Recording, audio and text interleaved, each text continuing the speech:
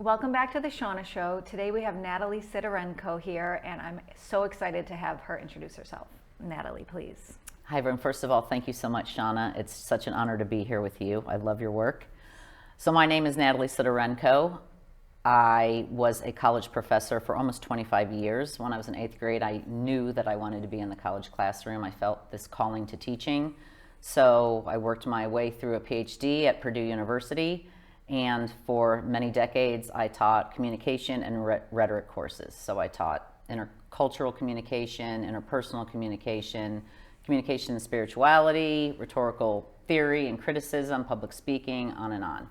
I really loved teaching argumentation so that I could teach people how to ground their arguments in evidence and attack an opponent's arguments without attacking the person, because it was very important to me as a spiritual person that we can find ways to communicate that are nonviolent in both action and speech. And I still feel like that's very important today. So during COVID, all of my courses went online. I was already disgruntled with academia and the way things were going. It was so overly laden with administration and all of this red tape, and money was being taken away from students and teachers. And once COVID was over, most of my classes stayed online. So I decided this is the perfect time to transition and parlay the other skills that I had, the more energy work, healing, spiritual skills that I had. I had already been a yoga instructor for a long time. I was a Reiki master.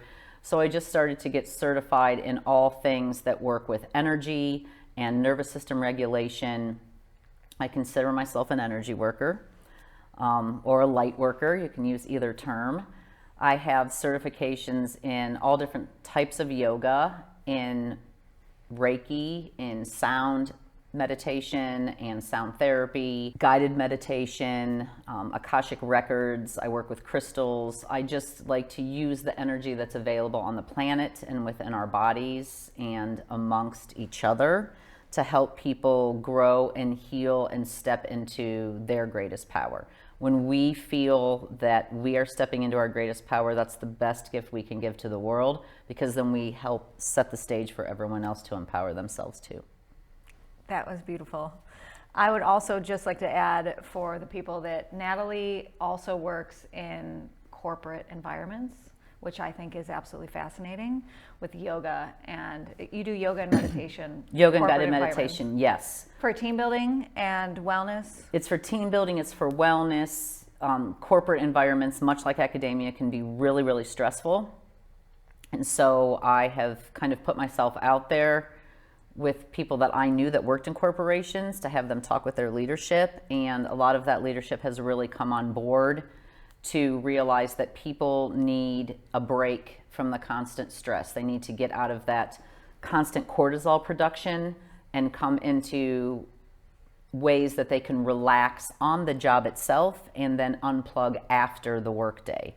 So I have done in-person and Zoom guided meditations, yoga, both restorative yoga and movement yoga, flow yoga, to try to help people regulate their nervous systems, but also as an outlet to have team building, community building, and to triumph a wellness mindset. Wellness, not just how many calories are you eating in a day, but wellness, mind, body, spirit. In yoga, we call that yoking together, the mind, body, and spirit, so that as a whole being, as a holistic being, you feel better throughout your day. The better you feel, the better you're going to be at your job. I hesitate to say the more productive that you're going to be, because our fast-paced, frenetic capitalist society really pushes that narrative of productivity, but rest does not have to be earned. Rest is essential in order to truly be productive at your highest level and your best work. More done in less time. More done in less time, more creativity, and more quality, enjoyment, loving what you're doing, absolutely. Perfect. We wanted to start today talking about the nervous system. Natalie has so much to talk about, whether it's frequencies, chakras, and loads of other modalities for healing. And as we were talking before the show, I think that we figured out we wanted to cover what is the nervous system, how it can support us, and a fallacy that we both see happening in the online space of people talking about nervous system regulation, and something that actually is getting misinterpreted that we want to cover. And then after we set that foundation, we're hoping it'll lead us into all these other really amazing conversations. So if you don't mind sharing, let's start with what the nervous system is. Absolutely. Thanks, Shauna. So we have an autonomic nervous system in our body. And in that autonomic nervous system are two really kind of separate nervous systems. One of them is the sympathetic nervous system. One of them is the parasympathetic nervous system. So the sympathetic nervous system is what kept us alive for all of these millennia. All right. This was being chased by the saber-toothed tiger and knowing that our cortisol had a spike so we could run fast enough to get away. And it served us well. It still serves us well today. It's in charge of our fight, flight, freeze, or fawn reactions. And that cortisol amps us up. What's different about us and other animals, though, is, let's say a deer's getting chased. Okay, a deer is getting chased by an animal, a wolf, a coyote, whatnot. As soon as they are out of the vicinity of danger, they will physically shake their body from anywhere to 30 seconds to 5 minutes. So they are literally down regulating their nervous system and shaking that cortisol off. Within minutes, they go back to grazing, walking around, eating leaves. The problem for us as humans is we keep adding to that cortisol and stacking it up without a lot of practice in how to get rid of that cortisol and shut it down.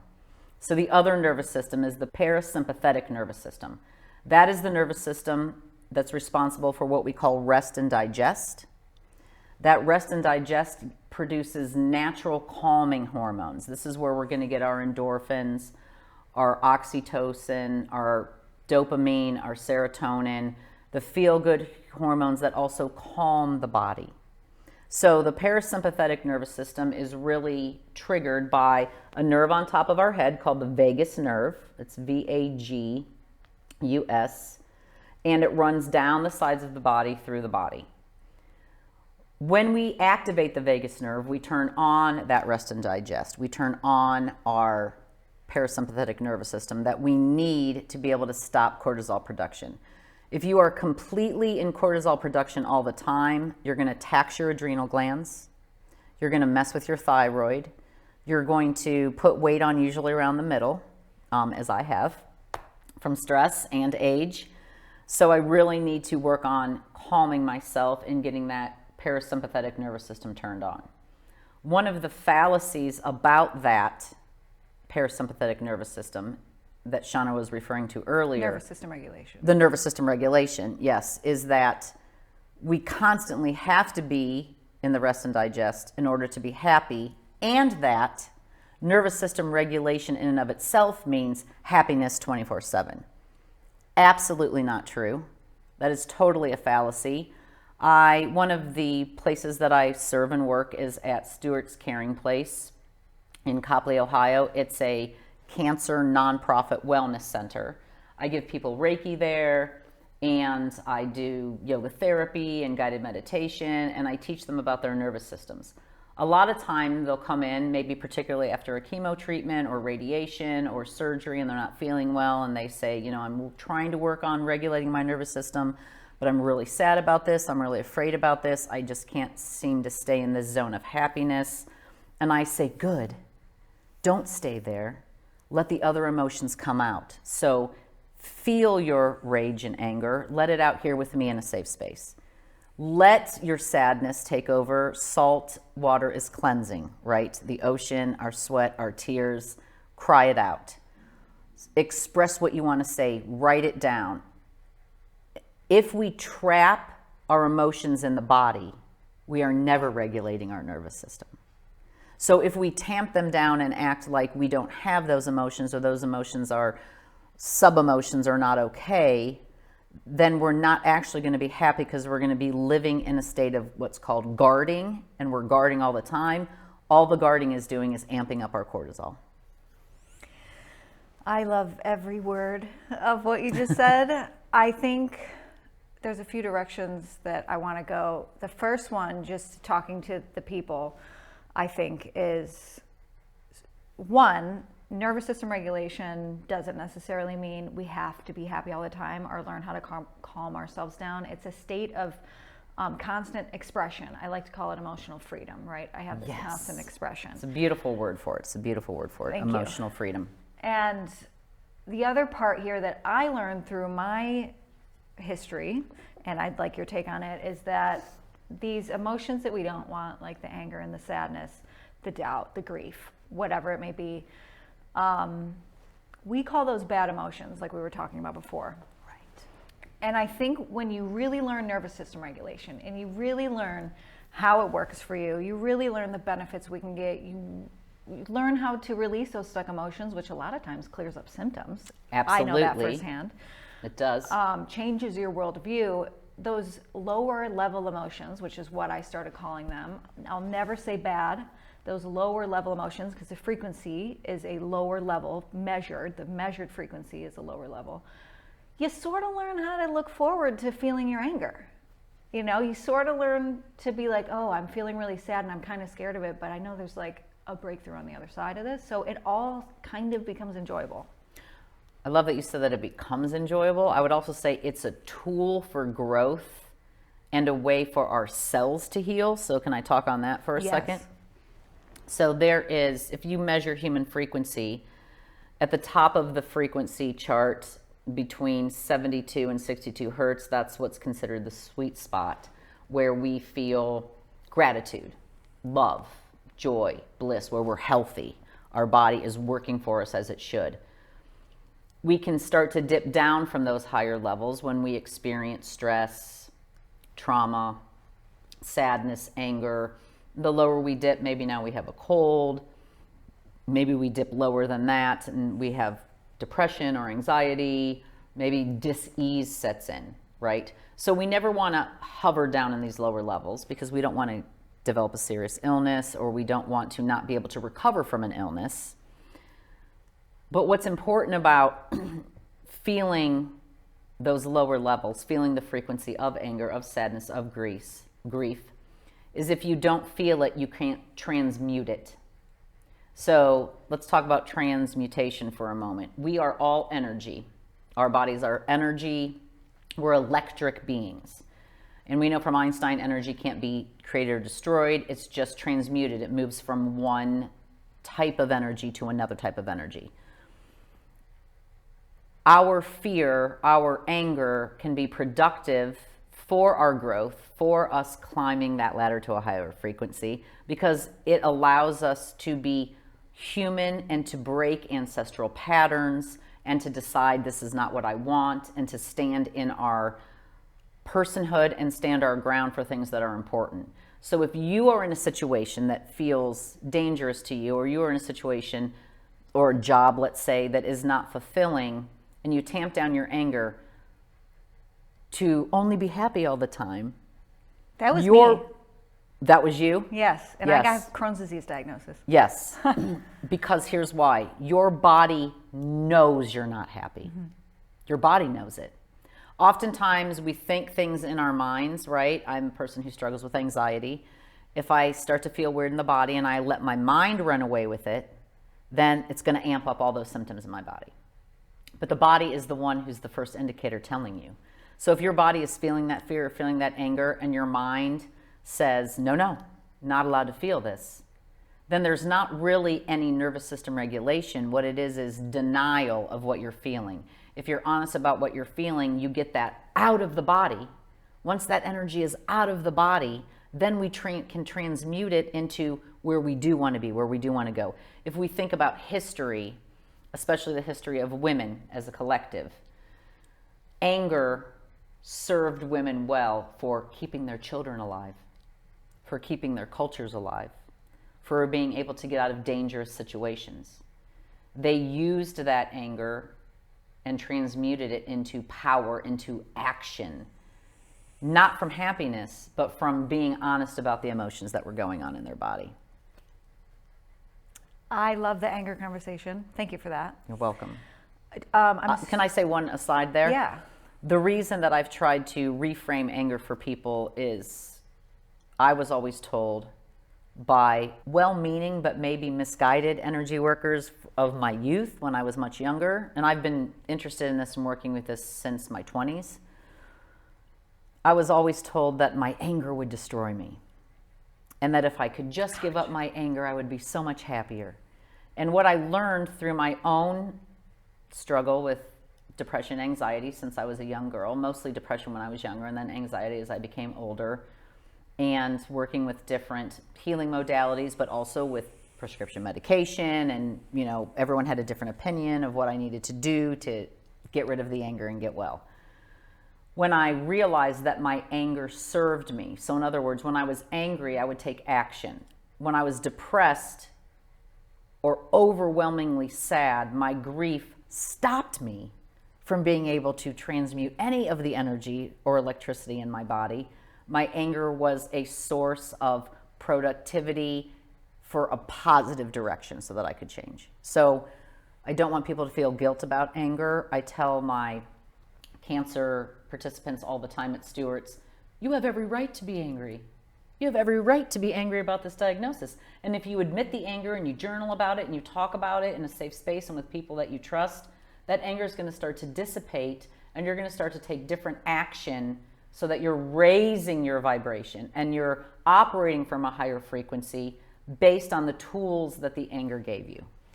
So you're saying it's not the anger, it's the suppression the of the relationship to it, right? The relationship the demonizing to it. of it. Demonizing anger, demonizing any of our emotions, demonizing our anger, our guilt, our shame, our fear, only piles on to the fact that we're already feeling guilt, shame, anger, or fear, right? So what we like to do in yoga and meditation is to teach people to notice the thoughts that you're having. Notice them non-judgmentally. So Thich Nhat Hanh, my favorite Buddhist, would say, imagine that your thoughts are like clouds floating by. And you notice the cloud, you notice the shape of it. You notice the thought, you notice the shape of the thought, how it feels in the body, and you remain neutral to it. You don't judge it. You don't hate yourself for having that thought. You notice it, and then you love yourself in return. I had this thought. I'm going to hold this thought. I'm going to come for this thought. I'm going to try to discover where this thought came from. Is it rooted in truth? Is it rooted in a false narrative or something that I don't want to believe in anymore? And then it gives you some distance to examine things from a non-judgmental perspective and really turn that love back onto yourself rather than shaming yourself more for having the anger or any of those other emotions. And I think this is where it gets convoluted and people start to think that what you're saying means make yourself happy all the time, because what I hear, I hear what you're saying, and I also know that by me accepting the thoughts and the feelings that I'm having, that also means, that doesn't mean I can't cry. That doesn't mean I can't state my boundary because I'm angry about something. Correct. Like that is the acceptance of it, and learning how to move through new relationships with our emotions. And I think in the nervous system regulation space, that the body is such a beautiful tool. And yes, we can learn breathing exercises, and we can do somatic movement. We can learn how emotions feel in our body. And I think on top of that, to magnify all of the benefits, or to even get any, I'm not sure, is to understand how to ask ourselves questions, how to become more aware, and how to guide ourselves through surrendering to those. Is this thought and feeling ultimately true? Is this coming from something back in our past? We don't know how to navigate that unless we know how to ask ourselves the right questions. Do you understand what I'm saying? Totally understand what you're saying. And I definitely want to clarify, if it did seem that I came across as saying happiness is the end goal, not saying that. Not saying that. And here's why. When that measurement I talked about, 62 to 72, actually, the more science that's coming out, and science, spirituality, physics, all kind of marrying together now, understanding and appreciating, right, the other way of thinking, the other ways of thinking about the world. The highest vibration we feel is gratitude. I can feel gratitude absolutely when I'm not happy. It is absolutely capable for me to have gratitude for my life when I'm really damn angry or when I'm really sad. Which I think is a misconception in the space, because a lot of times you'll hear people saying you can't feel two things at once. And I highly disagree with that. It's absolutely... It's the paradox of it. It's the paradox. That's interesting because my favorite professor in graduate school, Floyd Merrill, he was a semiotics professor, and he knew everything about signs, symbols, language, and he called us the walking paradox. We're the only animals that create language that isn't the obdurate reality that's around us, right? Because we're symbol users, and that has gotten us in so much trouble. Kenneth Burke, my favorite rhetorician, would say we are the symbol misusing animal that is separated from our natural condition with tools of our own making. We take ourselves out of being the humans that we can be by these narratives that we create, that we try to fit ourselves into these boxes. So I think what you're saying is really important, because holding space for yourself when you're feeling those emotions allows you to just sit in that space. And that's what I'm saying about sitting there neutrally and not judging it. Not judging it to get to the point of happiness. And also, is it natural for everyone to be happy 24/7? That's scary to me. That's like an automaton. That's like weird. Brave New World. That's like we're getting soma all the time, right? Everyone's giving us this drug so that we can't feel all the emotions that we have. And is it even appropriate? So watching what's happening in the news, when you see violence unfolding, when you know children are suffering, it's not appropriate in that moment to be happy. And then we're like eating our dinner. Eating our dinner, right? And we're trying to bear witness with what's happening, so we might feel, as we should, the emotions that accompany the empathy and compassion we have for watching these things unfold, which could be fear or sadness or anger or flat out rage, right? And using our emotions and trying to understand where they're coming from, and using them again to say, how can I be a productive person in the world to try to lessen the suffering of others? I don't have to do that from a place of happy. When I think about all the people that worked in the Underground Railroad, were they worried about only raising their own vibration to happiness? No! They were worried about moving as many people as they could in as short of a time as possible to save lives. You're not going to be happy 24/7 doing that, but you're going to allow yourself, when you're in a situation like that, where you're trying to care for the world, to feel all the emotions that you're experiencing, not let those emotions overtake you to the point of inaction. And I think that's the most important thing about nervous system regulation. Are we frozen because we can't get to this imaginary spot we're supposed to be, that my life will be great when I can be this happy all the time? No. Learning to sit with your emotions, and that's what I was saying about the love. Holding your emotions like you would hold a child and loving all of them. And I think that's where the conversation is so, like, for me, frustrating to translate, because I don't think people get what you're like, love my anger. Like, people aren't getting it. The child thing is a really great example. But I know when I'm describing it, it's like, well, it sounds like I'm telling you to be calm. I promise I'm not telling you to just like sit here with a smile on your face. Right. So it's just maybe that's a new conversation that's not being had in the right way. I'm not sure. And not being had enough, or not being embraced, and I'll just be honest, in our Western society. Again, just to reference Thich Nhat Hanh, he has talked for a long time about not punishing yourself or hating yourself for the feelings that you're having. That you embrace your anger as you would embrace a child. You embrace your sadness and you sit with it instead of trying to change it in the moment. Yeah. Yes. Because silence is never going to have that effect of the transmutation of energy, of the electric beings that we are, if we try to tamp it down. If we unplug it, nothing can change. I could argue that if we unplug it, we'll just deteriorate. So I feel like we're talking very philosophically, and I love that. I want to ground it into something about anger and disease, and to sort of bring us back around. I'm assuming you know Gabor Maté. Yes.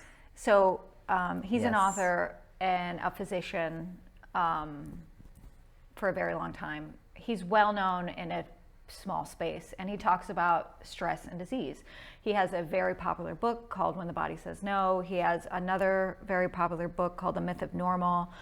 And he talks about throughout his clinical history, he started to notice that disease didn't just happen randomly. There was personality traits throughout each disease. There was personal history patterns throughout each disease. And anger, he talks about anger a lot, and our, I'm not sure how he describes it, like differences in processing our anger. To be frank, the fact that we shut our anger off and we make our anger bad and we repress it and we hold it in and we swallow it leads to a lot of chronic diseases, autoimmune diseases, cancer. The way in which we might swallow it and process it and hold on to it might look different for people. Right. But anger is one of those things that, especially in our culture in America, that is demonized. Can I just say one caveat there? Anger is not only demonized, but the very real reality, and I taught this in the college classroom for many, many years, is anger in women is particularly demonized. If a male is angry, we call it aggression, but that aggression is okay because they have these quote unquote masculine traits. Again, all social construction of reality, right? Humans made up these terms. Humans labeled people and put them into these boxes. But more so, if a woman was powerful, or a woman was aggressive, or a woman was angry, she was just labeled a bitch right out of the gate, and that was it. And there was no space for her because she was not soft and she was not approachable. So we were taught to shut off our anger because it was unbecoming and it wasn't feminine. And that really did a great disservice to women, especially in relation to diseases that only affect women within our bodies. He talks about, I think it's around 80% of the people diagnosed with autoimmune are women because of this anger issue. And as far as men and the male stigma, men were taught to shut off sadness. Yes. So that's like their own slew of issues. I really relate to the feminine rage thing. I also know that this problem is mirrored on both sides of what's happening.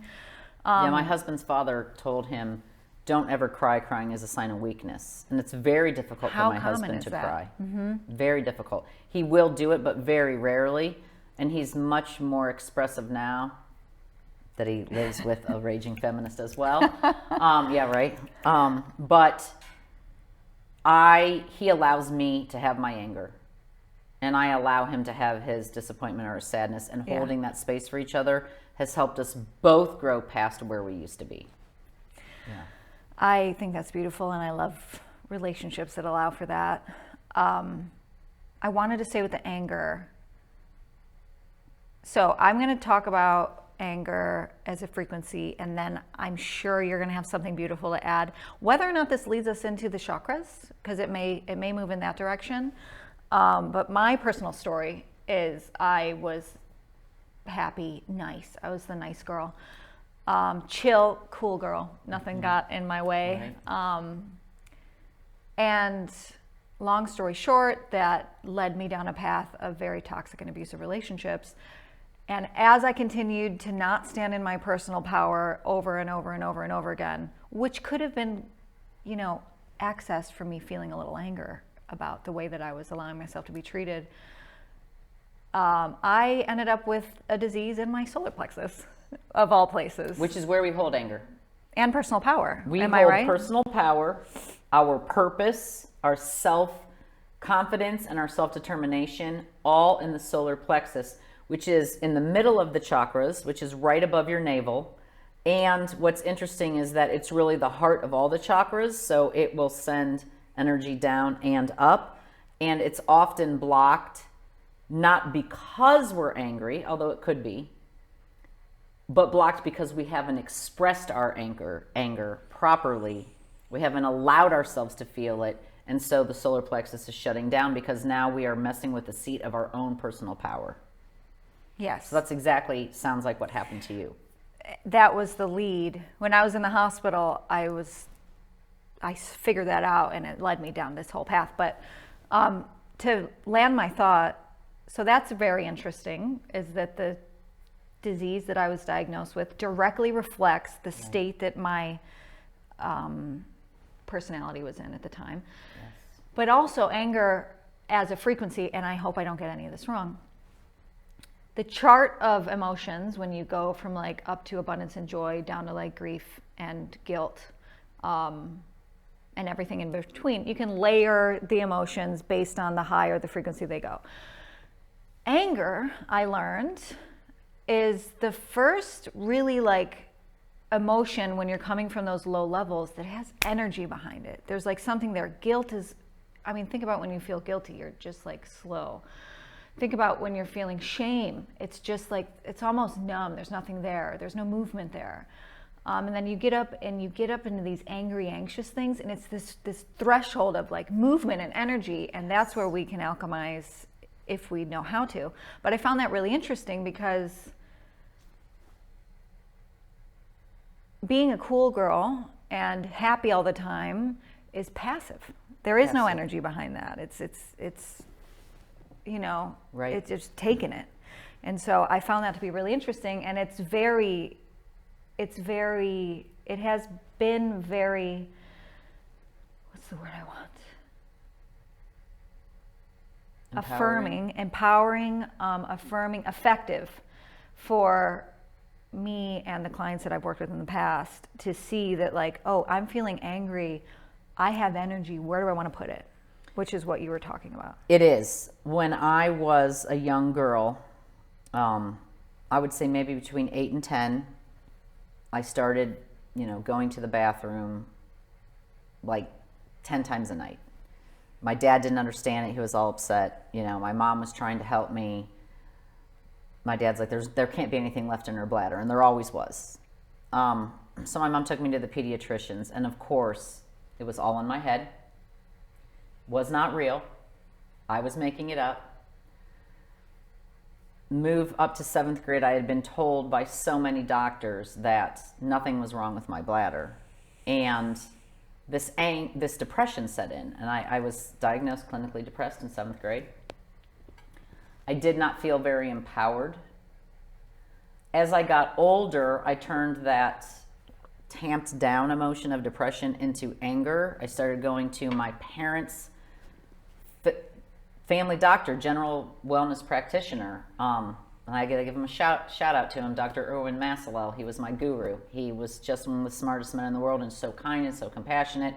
He said, why has no one sent you to a urologist? You need to see a urologist. And I was diagnosed with a disease that no one really knew about at the time called interstitial cystitis. I had to look it up when you sent it to me because I didn't know. Interstitial cystitis. We're born without this GAG, gastrointestinal layer. They call it a gag layer. I can't remember all of it, what it stands for, but it coats the bladder so that the bladder doesn't remain acidic. People with IC either lose that somewhere in our young life, or we're just not born with it at all. So little blood clots form and they burst and they send out these capillaries that make everything acidic. So if you think about, I always describe it as if you have someone holding, a fire gun, they're just going around your bladder in a circle, just constant on fire. Not the same as a bladder infection where it burns to go to the bathroom. It's burning all the time.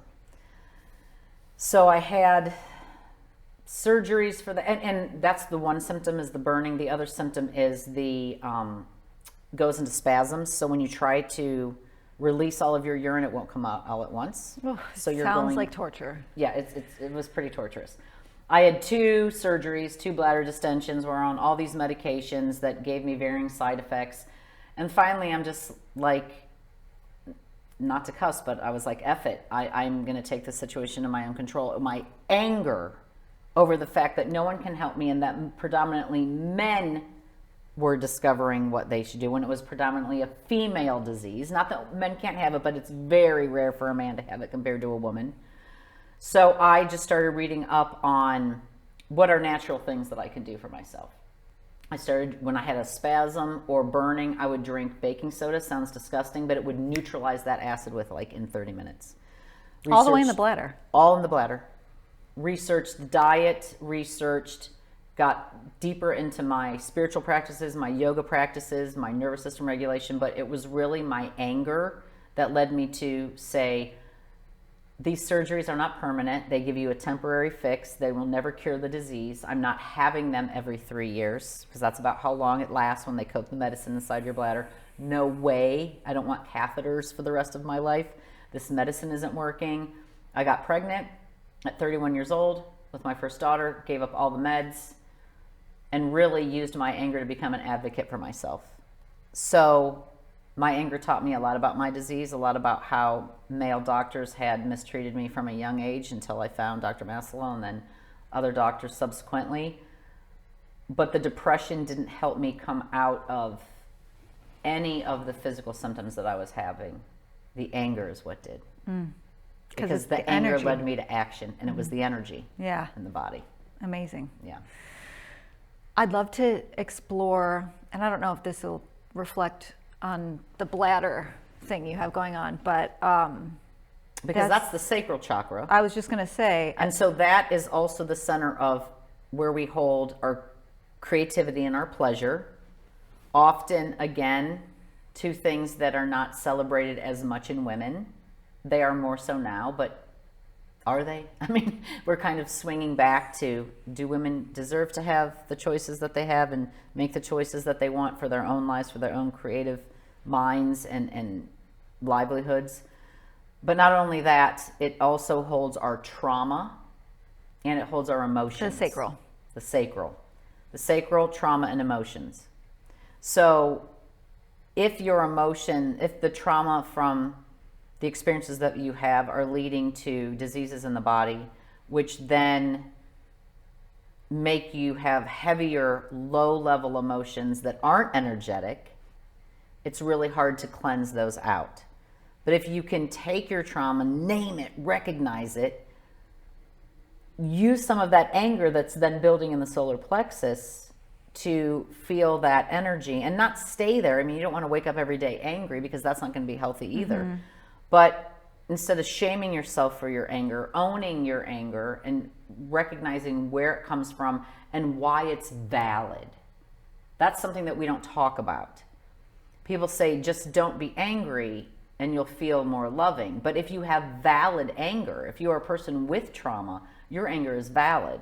And when you allow yourself to feel that anger, that's when you can take action to become in charge of your life and change the things. I love the quote from Audre Lorde that says, I am no longer accepting the things that I cannot change.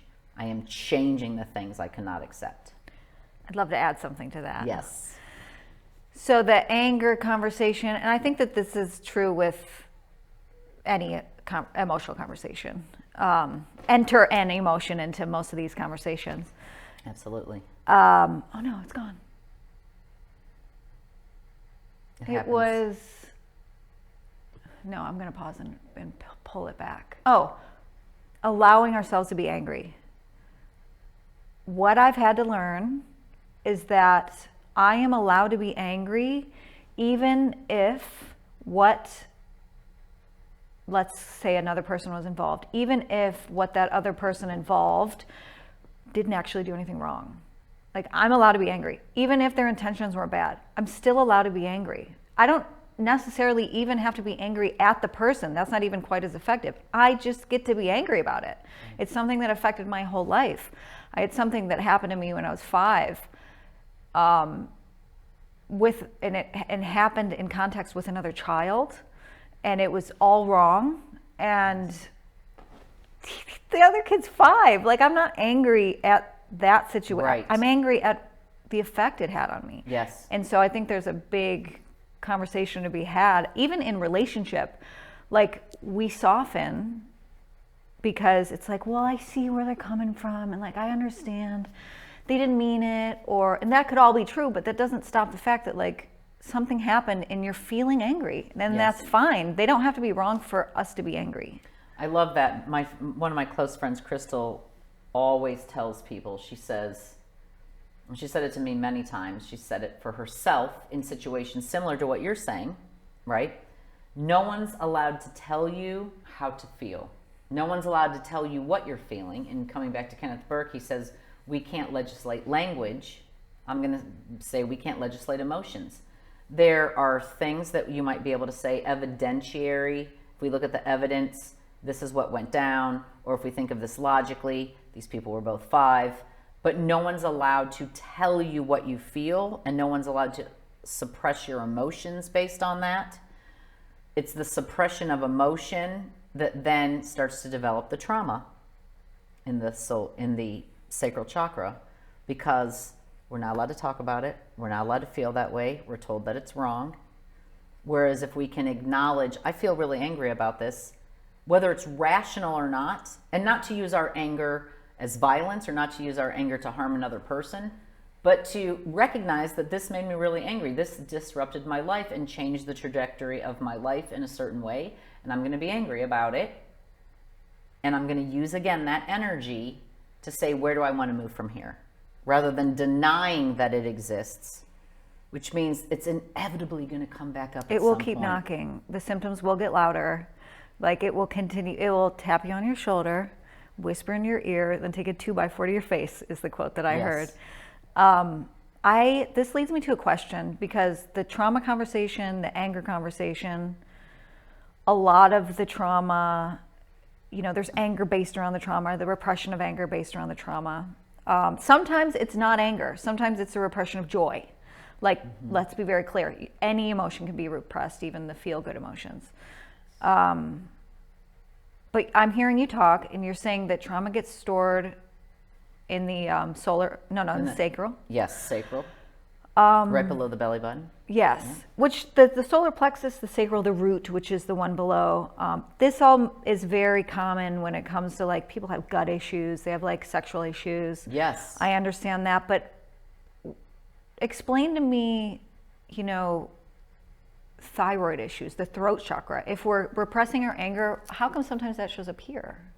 So that's interesting. Or mental. So I have hypothyroid, and my daughter, my oldest daughter, who's a senior in college, was diagnosed last year. I knew that she had all the symptoms of hypothyroid. She got angry about injustice in the world the same way that I did. Better at vocalizing it than I was at a younger age, but still, women aren't completely allowed to vocalize everything they want to in certain circles, right? Or in the classroom or whatnot. So she was diagnosed with Hashimoto's, and I was beside myself. And I felt such blind rage. I felt such anger. I even had a conversation with God and said, I begged you not to give her any of the shit that I had, any of the things that I had to deal with. And Hashimoto's is not just hypothyroid, but it's autoimmune. And usually it comes in 3s. Other autoimmune diseases accompany that autoimmune disease. So we've been working, we are going to a naturopath. We're working, with standard Western medicine, spirituality, Eastern medicine, all the things. But she still is fighting some symptoms. And one of the things about the thyroid and the throat chakra is that the throat chakra is not just you speaking your truth, okay? You speaking your truth, but you being allowed to choose the narrative of your life. So once again, the narrative that exists around women or around trauma or around anger can often be a place where we feel like we have to reside because that's the social narrative around it, but it's not our truth. Like the identity that we're given? The identity that we're given, or the boxes that we're put into based on family, or not just family, but the way that society talks about things. How are things talked about, right? Like, just for example, take the word freedom. If you ask a certain segment of society, in America, what they think of freedom, it would be very different definition than me saying freedom is you're allowed to be taken care of and get health care without worrying that you're going to lose your house and go bankrupt for it. Freedom is choosing who you love without persecution. Freedom is autonomy over your own body. Other people aren't going to agree with my definition of freedom, right? So we occupy these spaces where if we speak our truth, we can be told that we're wrong, or actually physically legislated against by policy. So imagine speaking your truth, but the laws that you have to follow are in contradiction with that truth. That's really hard for women. And that's where a lot of anger builds up and then also gets repressed or gets held in. But I want to say one more thing about that. How can we have these higher level, depression, anxiety, all the way up here, brain disease, right? So Heart stuff, heart issues. So again, it's a both and situation. It's not an either or here. Heredity is a real thing. We are biological animals. We are. And we are going to have things passed down in our DNA that's going to mess up our electrical system because this egg held this information, this sperm held this information, and them coming together, we're going to get some of that imprinted on our DNA. Absolutely. But not just from a biological level, but from the biology that it's imprinted on an ancestral level. In other words, suffering that occurs in your ancestry, in your family, continues to build in the DNA of your offspring. I think the best way I can describe it is both of my grandmothers had profound suffering in their lives. My dad's mother grew up where her parents were under Stalin, and then she fled during World War II with my grandfather when she was only 17 years old. Never got to see her mother again. Oh, and only one sister, didn't get to see the other sister either. And the first child that she has was a baby girl, but they were on the run. They were hiding in the woods, going country to country. She didn't have enough nutrients, which means she didn't have enough breast milk, and that child died. And yet she kept going and had my uncle in the woods, had my dad in a hospital that she had to then smuggle him out of. I mean, my mom's mom lost my mom's brother when he was only 11 to an aneurysm after she had already lost my mom's biological father to a plate that shifted in his head after World War II. So she lost her husband, got remarried, had a son with him, lost that son. Her sister committed suicide. Just this profound trauma in the body of both of my grandparents. There's no way all that trauma got worked out in their generation, in the silent generation. We're not allowed to talk about it. We're not allowed to be angry. Had to suck it up.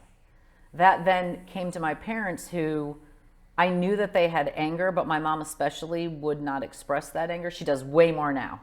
I credit myself. Yay. No, my mom's a wonderful, brilliant woman, but she has said, I never used to let myself cuss. I never used to let myself do these things. And my brother and I were like, Mom, you're allowed to get it out. You have a lot of things that you're allowed to be angry about. You have a great life and also all this trauma. So we inherit this biologically and through society and the narratives that are spoken about our culture, our group, our narrative, our religion, our ethnicity, our gender, what have you. And all of that compounded can settle into our bodies in a way that once triggered, our chakra, that energy center, that spinning wheel of energy within the body, is going to shut down. Either because of the trauma or as a form of protection. And now we're right back into that shut it down, cortisol high. That has nothing to do with your life. That has nothing to do with our lives. Right. I'd like to add But it's inherited in that way. I'm sorry if you didn't finish your thought. No, go ahead. I'd like to add, to say something to the general pop, and then a selfish ask and story that I want to tell you about. Yes, please do. As far as ancestral trauma passing down through, the DNA, it's my belief, and I think it's worth saying, that if something is passed down in your genetic makeup, that doesn't necessarily predetermine you to have those diseases. It just makes it maybe much more likely, a lot more triggers. Right. I have a lot of markers for Crohn's disease. Does that mean that I had to have it? I don't believe that that's true. I think epigenetics tells us differently. So I just wanted to mention that. I think that people oftentimes use genetics as a wall and an excuse not to actually really look at what's going on, and or to even know that there's even a chance for them to feel maybe not 100% better, but 10. Wouldn't your life be better if you felt 10% better? 20, 50, 80? So I wanted to mention that, and we have 10 minutes, so I'll share my story. Okay, do. My fiancé I don't want to share too much information about him personally, but he has Hashimoto's, which is rare for men. Thyroid issues are normally a women's issue. At least Hashimoto's. Hashimoto's is. My husband is hypothyroid like me, but Hashimoto's for sure. We found out that his great-grandfather, nobody knew anything about the family. Like, wouldn't talk about his family. Nobody knew a thing about it. Now, all these generations later, who, you know, they had a bunch of kids through the generations, we found out through a wild story that we don't have time for, that his grandfather was a twin in the South. And he was an African-American slave. And the twins decided that they were white passing. And so they decided to split ways, said goodbye to the mom, said, we're never talking about this again. We need to live a better life. We'll go past this like Italian or something. Yes. Split ways, never talked about it again, never talked to each other again. And then the great-grandfather, we think the story is he went to go find his brother and died in a car crash. Oh. The interesting part of that story, when I heard it initially, it's like a fantastic story. Every man, I believe every person, maybe there's a woman in there, every man down that line has thyroid disease and had to get their thyroid removed. Come down to my fiance, who now has a Hashimoto's diagnosis. To me, that makes much sense. The guy shut off his life. He didn't speak about the truth of who he was. He hid it. He put it down. He wasn't allowed to speak his own narrative. Could that cause this to happen to my fiance? Obviously, I'm not a medical doctor. I'm a doctor because I have a PhD, but I'm not a medical doctor. Here's what I'll say. There's a book by Arthur Frank called The Wounded Storyteller, and lots of other autoethnographies and biographies and ethnographies in general, but autoethnography where you talk about your own experience as a measurement to understand the world better, your positionality, the intersectionality of your identity, all of those things. And books like that have really taught me that we internalize our experience such that it will imprint on our DNA because it becomes part of your cellular level. It becomes part of your body. Yes. Your environment, right? And so cells have memory. And so could his disease be from the silencing of the truth of a lived narrative? I think it definitely could. I think environment, ancestry, and the way that we name our experience all converge to determine what happens in our bodies or not. This is, again, why I'm a both and person. There were some markers that I had for similar diseases that my parents have, and the doctors were like, let's kind of preemptively do this. So I am on some low doses of medicine, which in the past I would have absolutely poo-pooed and said no.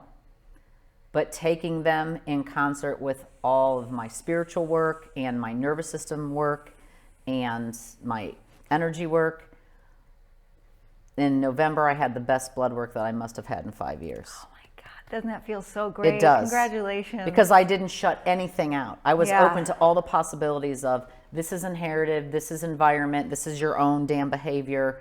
Can we fix all of this with a multiplicity of remedies, a multiplicity of tools?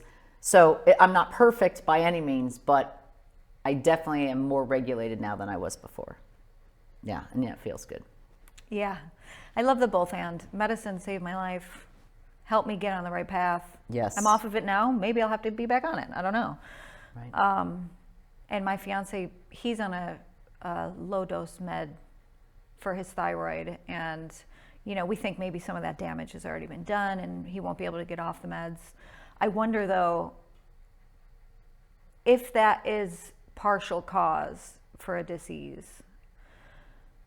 How can somebody take autonomy in a disease that might have not stemmed from themselves? Like, how could he? That's a great question. So I'm sure you've heard on social media, other things, the phrase breaking ancestral trauma, right? I'm breaking ancestral patterns. I'm going to be the one that breaks ancestral trauma. So one of the important things to do is to literally get a full panel of your blood work. And I'm serious. Like, I had to go and advocate for my daughter. They weren't going to do it. I'm like, no, I want not just the TSH and the T4. I want T3, reverse T3. Free T4. Free yeah. thyroxine 4. And one of the levels we found for her was supposed to be under 13, and hers was 1,059. You don't know what that was? Because we pay for our own. It was the thyroxine globulin. It was a really weird word, but I can look it up for you and share it with you. Okay. And she has to repeat that test soon because they've only repeated the other ones. I think I know what it is. And I was just like, yeah, no, right? So definitely figure out everything you can biologically. Definitely, if you don't want to see a therapist or you don't want to talk with a counselor, start journaling, find a best friend that you trust, puke all of it out, spill all of it out, talk about what you know, ask your family to tell you how they feel about things that happened. My family was very much like your husband's family. They didn't want to talk about anything. I found out a lot from my mom's mom, my grandmother, about tragic things that happened that they weren't allowed to speak of. So it's telling the narratives, getting the truth out there, looking at it from a holistic standpoint. So energetically, spiritually, biologically, and ancestral. Examine all of that and then look at a composite, like write it all down and graph it if you need to. These are the areas of trauma biologically, ancestrally, all of these things that could add up to what I'm having. So how can I look at a multi-layer plan of making my body healthy by addressing each one of these things that contributed to it? Amazing. I feel like in these conversations, there's a part of me that feels a little torn because I'm hardcore like trauma disease, stress disease connection, and all of that will happen easier when we change our diet and lifestyle. Yes. And I think it's really important. Like, I think do those things first or hand in hand with it. And that's something my fiance has done just so beautifully, his diet and lifestyle, or he's been able to heal himself quite a bit, myself included. But like only approaching this from a spiritual standpoint, at least in my opinion, I think that there's muck and you don't have a clear mind and you can't think clearly if you're eating crap and never moving your body. We have 2 minutes. Okay, have you ever heard of the work of Peter Singer? Okay, so Peter Singer was an ethicist, an animal advocate. Long story short, he talked about the trauma that animals feel in factory farming and how that trauma gets imprinted into their DNA, and then we consume it. Okay. I've heard about that then. Yes, and so then that gets into our cells. And I am not a vegetarian. I do eat meat occasionally, but my husband and I try to get it only from local farms with humane, ethically raised animal practices. But more so than that, we absolutely have to stop the toxins in our body in the United States because that is also messing with our nervous system. So we started this conversation about nervous system regulation. And not for nothing, people in Italy, people in France, people in Japan, I mean, they drink, they smoke, they eat salty fish, they eat salty meat. But all the sources, and I'm not advocating to do any of those things, but what I'm saying is the level of stress they have is lower. They walk everywhere. They share meals with people that they enjoy. Community. They have community. They're getting their food directly from the farm. Not like the 5 farm-to-table options we might have in Northeast Ohio. Literally going to the market that the farm is adjacent to, buying their food. It's a different way of life, so their body can process toxins better. They have fewer of them, and their nervous system is not so taxed because they're not being taxed biologically, circulatory, endocrine, nervous, all of these systems within the body that have to fight because of the way we live as Americans, both in diet, lack of movement, and stress. Yeah. Agreed. We can make choices to change all of that if we want to. Thank you. And if you could just end really quickly telling people how they may are you accessible? I know that. I am accessible. Okay. If you could Yes. share how somebody might access you. Yes. So you can access me easily through my email, which is natsyd@yahoo.com, natsyd@yahoo.com. And I'm on almost all social media channels as natsyd13. 13 is my lucky number, so I threw it on there. I do work at Roots Yoga in Wadsworth, and I work at Stewart's Caring Place in Copley, but I have my own practice called Frequencies with Natalie, and there's a website for that coming soon, so stay tuned. But yeah, I'm very interested in working with groups, organizations, people one-on-one to really understand your energy, understand that your body's electric, that you should never be shamed for your emotions, and that there is a better life waiting. We just need to make those composite choices that we talked about today to elevate our frequency, raise our vibration, and step into that higher power of our lived experience and our higher consciousness. Thank you. Thank you.